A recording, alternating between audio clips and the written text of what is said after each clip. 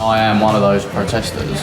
You know, I have been holding up banners, and I don't necessarily think it is a good thing. But as fans, I just feel like to get our voice across to Wenger and to the board, I think it is the best way to do it. But do you actually think the board are taking significant notice? Like, will that impact whether he signs a new contract? The only way to make it clear is by doing that protest, because I think if we don't say something and the board all think it is rosy and think, oh, well, no one's saying anything, so maybe we've got away with it, sort of thing. And I think in the past it has been, everyone's been a bit, oh, we want him to go, but no one's ever been vocal, and then he does signing a new contract.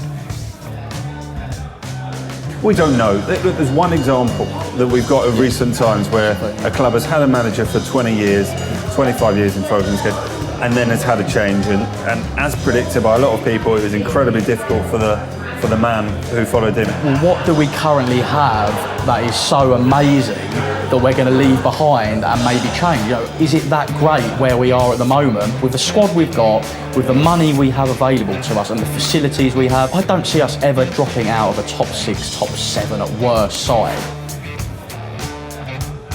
That sort of saddens me a bit that it's got to this point where there's such a toxic nature between our fan base. And more than that, I feel a bit embarrassed. For non-Arsenal fans, are they just incredibly bored of hearing about it? We're just in a state of flux where we know that there's people who would call for Arsene to leave. We know there's fans that are still going to back him, and that was never been clearer than 2 aeroplanes flying over the Hawthorns on Saturday. I think it borderline a lack of respect. It has been shown, and the wording on banners and things like thanks for the memories. I think you can argue that's kind of polite. It's used the word thanks, but it's also a bit like saying it's not you, it's me after you've been on a day with a girl you no longer want to see.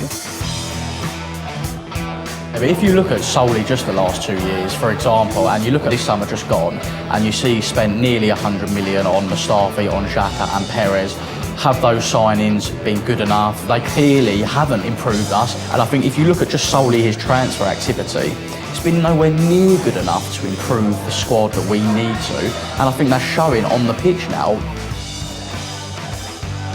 Of course it'll be a step down, and the idea of playing on a Thursday night doesn't lose appeal. But look, I support Arsenal. I will go relentlessly until I'm no longer able to. And the idea that I wouldn't turn up to see us play on a Thursday night just doesn't sit with me. But I personally wouldn't be going, and I think 20, 30,000 others might join me. But listen, it's been a pleasure. Nice to meet you. Thank you very much.